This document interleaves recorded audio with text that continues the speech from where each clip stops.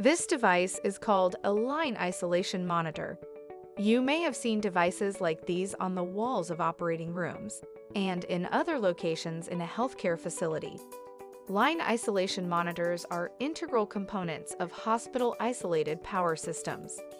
The National Fire Protection Association, also known as the NFPA, publishes a series of regulations, known informally by contractors and electricians as the Fire Code, which outlines safety standards for electrical distribution systems. The code book that pertains specifically to electrical systems in healthcare facilities is NFPA 99. Section 3.389 of NFPA 99 defines an isolated power system as a system comprising an isolation transformer or its equivalent, a line isolation monitor, and its ungrounded circuit conductors.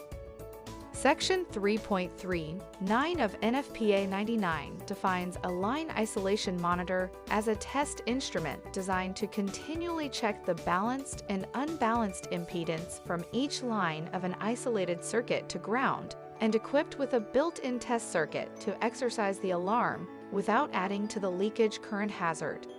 In an isolated power circuit, a ground fault would result in an alarm, but power would not be interrupted. According to NFPA 99, hospital isolated power systems must be tested and recertified once per year by a qualified, credentialed inspector. And this is where we come in. We can perform your annual inspection and recertification of isolated power systems, including line isolation monitors.